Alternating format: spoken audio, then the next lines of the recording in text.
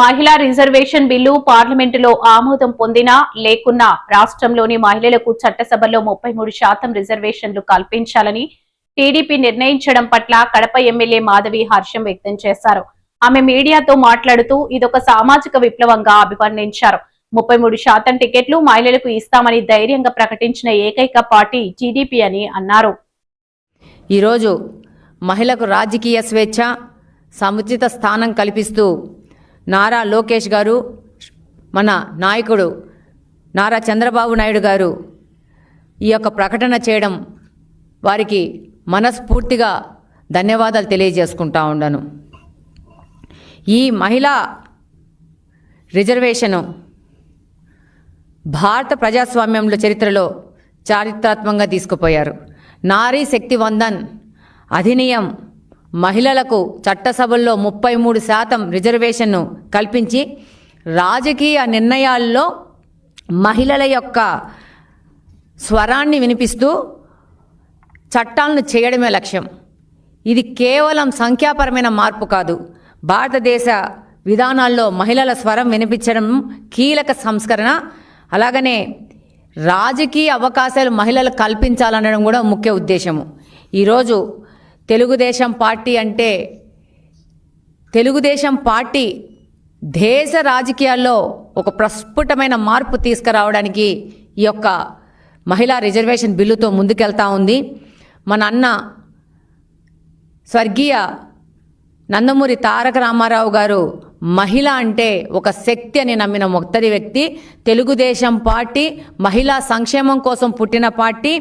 అలాగనే మహిళలను విద్య, ఉద్యోగ అవకాశాలతో పాటు రాజకీయ అవకాశాలు కూడా మహిళలు కల్పించాలని చెప్పేసి వారికి స్వేచ్ఛాపరమైన నిర్ణయాలు ఇవ్వడము, వారికి గౌరవం ఇవ్వడము, వాళ్ళకి భద్రత ఇవ్వడం అనే ఒక స్లోగన్తో పుట్టిన పార్టీ తెలుగుదేశం పార్టీ.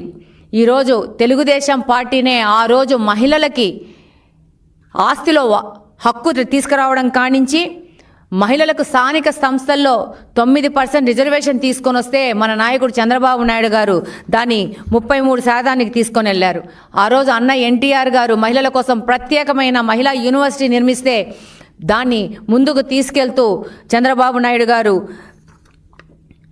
డ్వాక్రా పథకాన్ని ప్రవేశపెట్టి ఆయన మానసపుత్రిక ఈరోజు మహిళలు ఆర్థికంగా స్వేచ్ఛగా ఉన్నారంటే డ్వాక్రా అనేది, సెల్ఫ్ హెల్ప్ గ్రూప్స్ అనేది ఏ విధంగా పనిచేస్తాయనేది ఈరోజు మనం ప్రస్ఫుటంగా చూస్తూ ఉంటాము.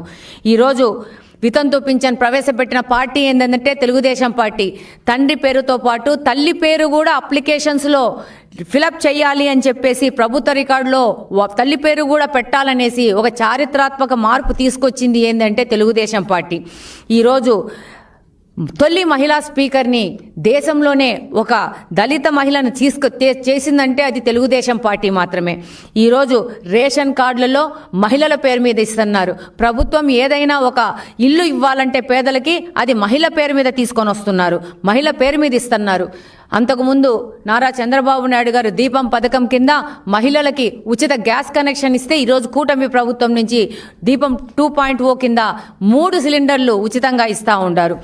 ఏ విధంగా చూసినా కూడా తెలుగుదేశం అనేది మహిళా పక్షపాతి. ఈరోజు ఈ యొక్క మహనాడులో మహిళలకి చట్టం కాకున్నా కూడా, చట్టం చేయకున్నా కూడా తెలుగుదేశం పార్టీ మహిళలకు 33% రిజర్వేషన్ ఇస్తున్నాము.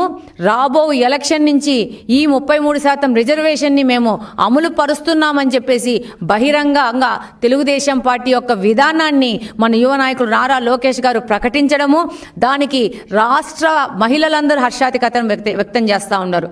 కానీ పాపం గొడ్డలి పార్టీ మాత్రము భయం పెట్టుకోనుంది.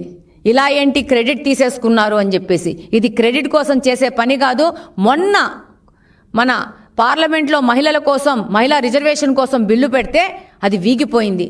దాదాపు దేవగౌడ కాడి నుంచి మళ్ళా వాజ్పేయి గారి కాడి నుంచి ఎప్పుడు మహిళా బిల్లు పెట్టినా కూడా తెలుగుదేశం పార్టీ ఏ విధమైన కండిషన్ లేకోకుండా మహిళా యొక్క రిజర్వేషన్ని బలపరుస్తూనే ఉంది. నిన్న కూడా వీగిపోయింది. ఇలాంటి పరిస్థితి నుంచి మహిళలని బయటకు తీసుకురావడం కోసము ఒక రాజకీయ పార్టీ యొక్క హోదాలో మా పార్టీ 33% రిజర్వేషన్ మహిళలు కల్పించబోతా ఉంది అని చెప్పేసి బహిరంగ ప్రకటన చేస్తూ భారతదేశంలో ఉన్న ప్రతి ఒక్క రాజకీయ పార్టీ ఈ యొక్క 33% రిజర్వేషన్ను అమలు పరిచే విధంగా ఒక మొదటి అడుగు అనేది తెలుగుదేశం పార్టీ తీసుకుంది. ఈ మహిళా రిజర్వేషన్ను చారిత్రాత్మకంగా చేస్తూ ప్రతి ఒక్క రాజకీయ పార్టీ భారతదేశంలో మహిళా రిజర్వేషన్ ఫాలో చేయాల్సిందే. రేపు 2029 ఎలక్షన్లో అది చట్టమైనా కాకున్నా కూడా మహిళలకు 33% రాజకీయ రిజర్వేషన్ కల్పించబడుతోంది. కల్పించాల్సిన పరిస్థితి, గడ్డు పరిస్థితి అన్ని రాజకీయ పార్టీకి మన తెలుగుదేశం పార్టీ ఇక్కడ ఆంధ్రప్రదేశ్ నుంచి వాళ్ళకి దిశానిర్దేశం చేసిందని ఈ సందర్భంగా తెలియజేసుకుంటా ఉన్నాను.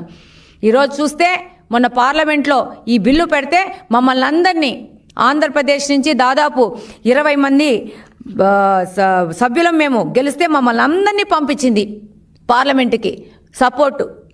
తెలుగుదేశం పార్టీ మహిళా బిల్లుకు సపోర్ట్ చేస్తూ ఉంది అని చెప్పేసి దురదృష్టవశాత్తు భారతదేశంలో ఉన్న కొన్ని పార్టీల వల్ల ఈ యొక్క బిల్లు వీగిపోవడము, ఎంతోమంది మహిళలు దీని మీద డిసప్పాయింట్ అవ్వడం చూసి మా నాయకులు చంద్రబాబు నాయుడు గారు ఈ యొక్క మహానాడు వేదికను ఇది ఒక మెసేజ్ ఇచ్చే విధంగా తీసుకుపోతూ ఉంటారు. గొడ్డల పార్టీలోని నాయకులు ఈరోజు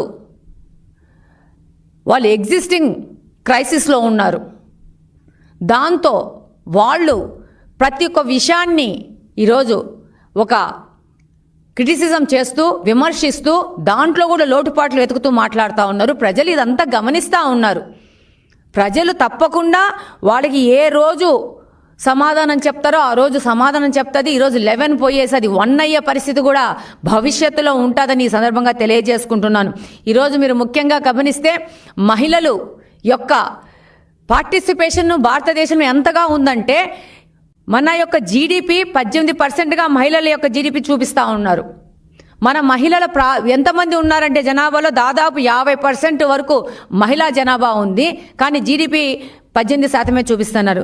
దీనికి కారణము అన్ఆర్గనైజ్డ్ సెక్టార్లో మహిళలు పనిచేయడము, కుటుంబ పరమైన వ్యవసాయం కానీ, అగ్రికల్చర్ సెక్టార్లో కానీ, అలాగనే పాడి పరిశ్రమలో కానీ, కుటుంబ వ్యాపారాల్లో కానీ, అలాగనే అన్పెయిడ్ రంగాలలో మహిళలు చేసే యొక్క పనికి పేమెంట్ కూడా లేని పరిస్థితిలో మన భారతదేశంలో మహిళలు పనిచేస్తూ ఉన్నారు. ఇదంతా మనం క్యాలిక్యులేట్ చేస్తే దాదాపు ఈ పార్టిసిపేషన్ అనేది 90% దాటే పరిస్థితి ఉంది. మన జీడిపి కూడా దాదాపు 30%కి పెరిగే అవకాశం ఉంది. ఇలాంటి పరిస్థితి నుంచి మహిళలను గుర్తించాల్సిన అవసరం ఉంది. ఈరోజు మీరు ముఖ్యంగా గమనిస్తే female labour force work participation